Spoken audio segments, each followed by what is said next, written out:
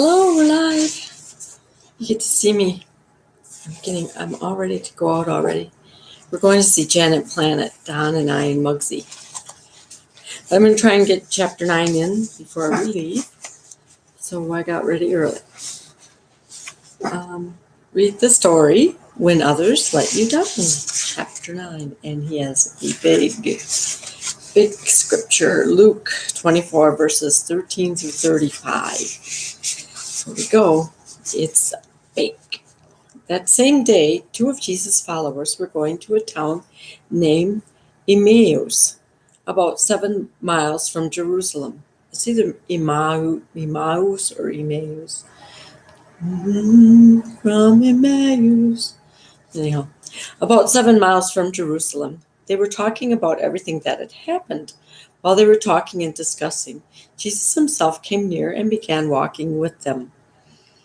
But they were kept from recognizing him. Then he said, "What are these things that you are talking about while you walk?"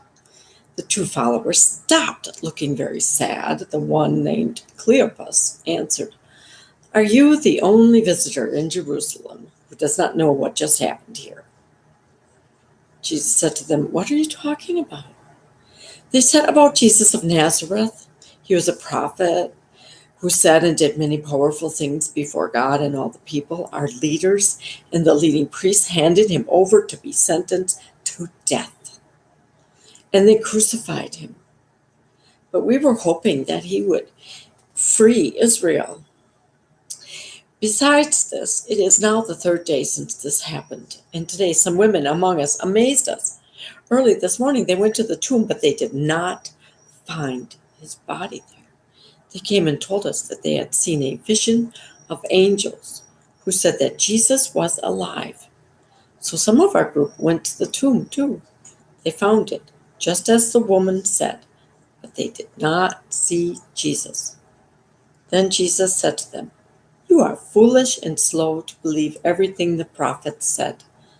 They said that the Christ must suffer these things before he enters his glory."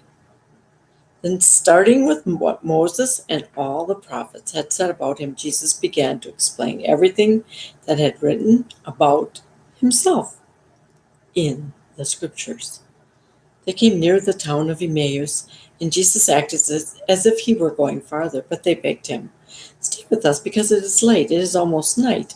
So he went in to stay with them. When Jesus was at the table with them, he took some bread, gave thanks, divided it, and gave it to them, and then they were allowed to recognize Jesus.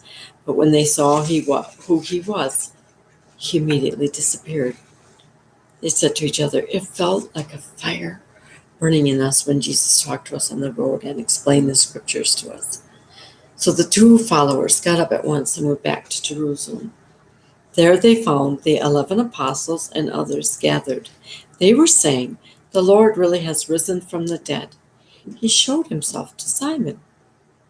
Then the two followers told what had happened on the road and how they recognized Jesus when he divided the bread. Have you ever had that? I'm just hearing Don banging on something else. Sorry. Have you ever had that where you have that like burning, tingling feeling in your heart? I've always felt like I need to pay attention. God's trying to show me something whenever I've had that feeling. And I have had it. I don't think it's heartburn. They said to each other, "It felt like a burning in us when Jesus talked to us on the road and explained the scriptures to us." Luke 24, verse 32. 10-year-old Phineas was up before the sun was. He'd scarcely slept the night before, and long before a sound was heard in the house, he was downstairs with his bag packed, ready to climb into the wagon.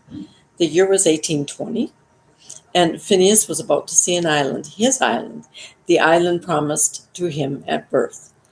The day he was born, his grandfather presented newborn Phineas with a deed, a sizable portion of Connecticut land called Ivy Island, and today, for the first time, Phineas was to see it.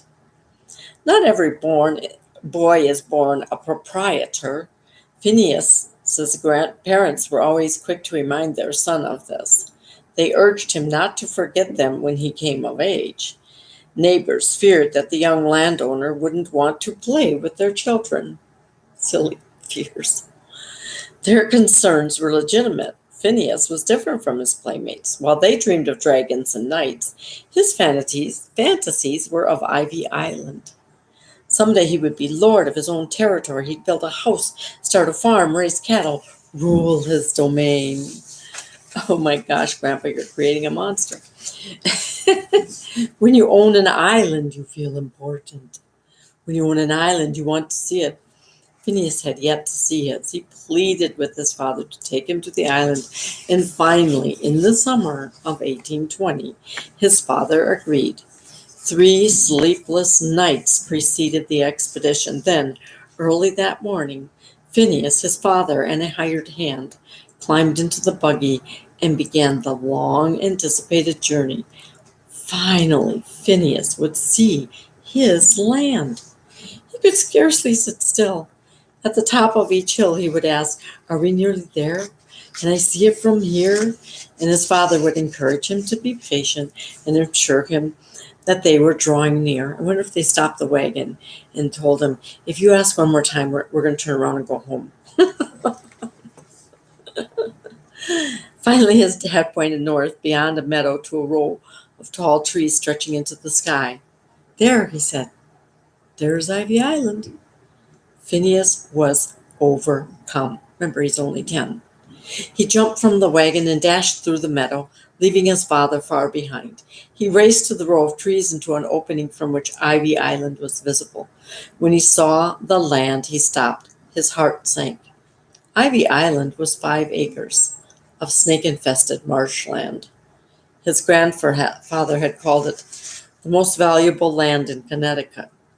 But it was worthless. His father had told him it was a generous gift. It wasn't. It was a joke. A cruel joke.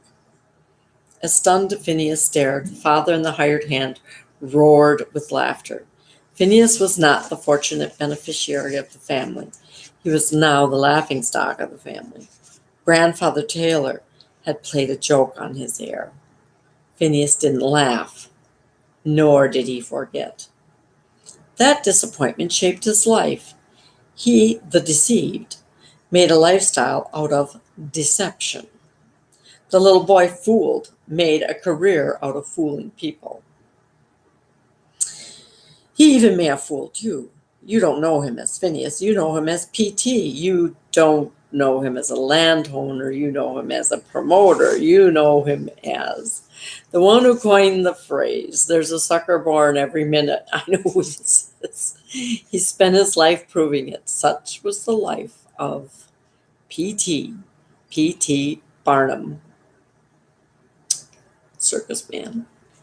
And such is the life of many others who have been told they'd be taken to the promised land only to find themselves taken to the swamp. I shared a ride to the airport this week with a businessman who a decade ago had an income 20 times what he has today. That was before his industry slumped. That was before he went broke. After last Sunday's sermon, a woman from another town asked what to do with her memories. I asked her what she meant. "I want to go to church, but I was abused by a preacher as a young girl, and now every time I go to church, I remember." A friend tells me that her husband cares more about his golf game than he cares about her. Even as I was writing, a coworker stopped by to update me on the lawsuit he has filed against the builder who never finished his house. Is there anything wrong with these people? No, their desires are healthy. One wants a strong business, another wants fulfilling worship, a husband who will honor his promise, a builder who will keep his word. Who would fault them for such dreams? Who would blame them for dreaming? Who would have thought their dreams would be crushed? Certainly they didn't. But now they are faced with a decision. What do they do with their disillusionment? What do they do with their broken hearts? We're not talking inconveniences or hassles. We're not discussing long lines or red lights or a bad game of tennis. We're talking heartbreak. We're talking about what 2 friends of Jesus were feeling a couple of days after his death. Their world has tumbled in on them. It's obvious by the way they walk, their feet shuffle, their heads hang low, their shoulders droop. The 7 miles from Jerusalem to Emmaus must feel like 70. As they walk, they talk about everything that had happened. It's not hard to imagine their words. Why did the people turn against him? He could have come down from that cross. Why didn't he? He just let Pilate push him around. What do we do now? As they walk, a stranger comes up behind them. It is Jesus, but they don't recognize him. Disappointment will do that to you. It will blind you to the very presence of God. Discouragement turns our eyes inward.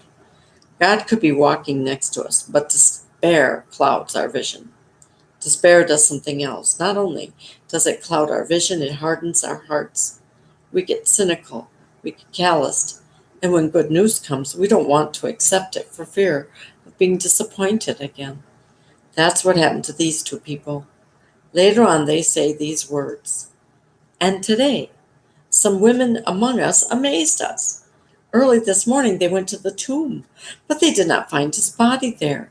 They came and told us that they had seen a vision of angels who said that Jesus was alive. So some of our group went to the tomb. My husband's knocking at me. I think Josh is here and they're loading the truck. Excuse me just 1 minute. I don't know what they need me for.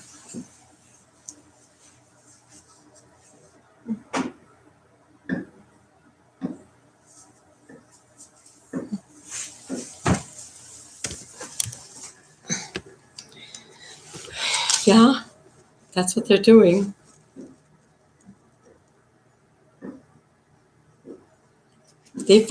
So some of our group went to the tomb too. They found it just as the women said, but they did not see Jesus. When reading scripture, we can't always tell in what tone the words were spoken. Sometimes we don't know if the speaker means to be jubilant or sad or peaceful. This time, however, there is no question about what they're thinking. As if it's not bad enough that Jesus was killed, now some grave robber has taken the body and duped some of our friends. These two followers aren't about to believe the women. Fool me once, shame on you. Fool me twice, shame on me. Cleopas and his friend are putting their hearts in a shell. They won't take another risk. They won't be hurt again. Common reaction. Isn't it? Been hurt by love? Then don't love. Had a promise violated? Then don't trust. Don't make promises. Had your heart broken? Then don't give it away. Do like P.T. Barnum, settle the score by blaming the world and hardening your heart.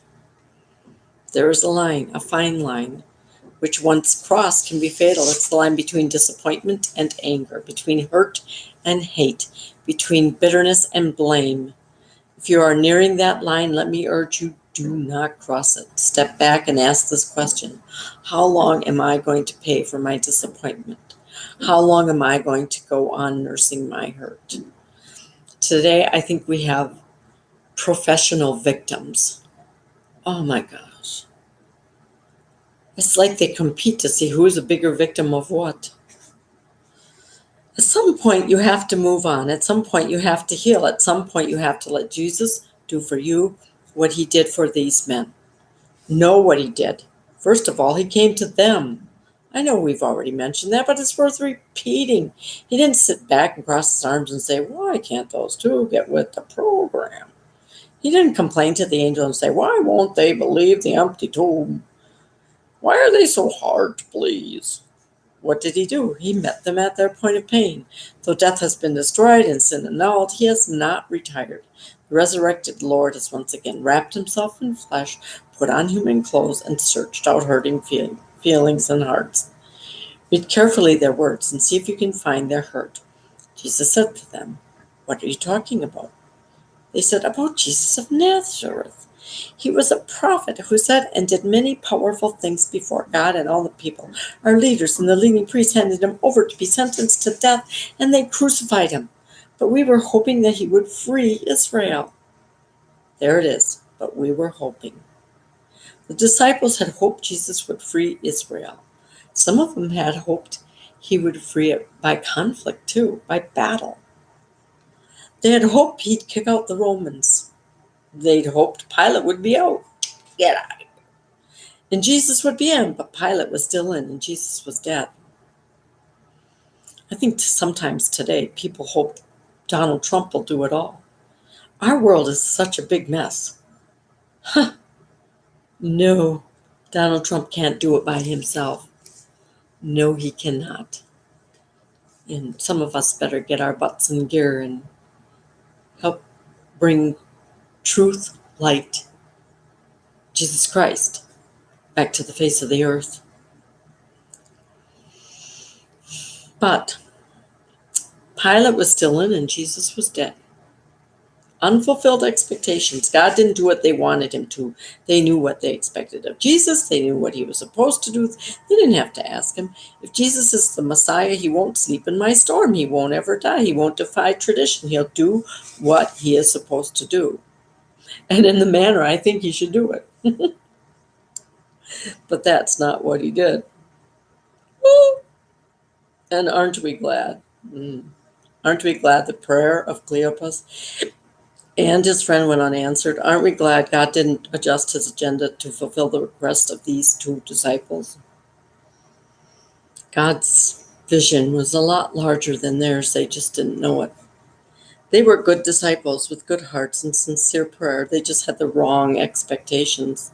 When my oldest daughter was about 6 years old, she and I were having a discussion about my work. It seems she wasn't too happy with my chosen profession. She wanted me to leave the ministry. I like you as a preacher, she explained. I just really wish you sold snow cones. Can I sell them at the church picnic? An honest request from a pure heart. It made sense to her that the happiest people in the world were the men who drove the snow cone trucks. You play music, you sell goodies, you make kids happy. What more could you want? Come to think about it, she may have a point. I could get a loan, buy a truck. No, I'd eat too much and get fat. Me too. I heard her request, but I didn't heed it. Why? Because I knew better. I know what I'm called to do and what I need to do. The fact is, I know more about life than she does. And the point is, God knows more about life than we do. People wanted him to redeem Israel, but he knew better. He would rather his people be temporarily oppressed than eternally lost.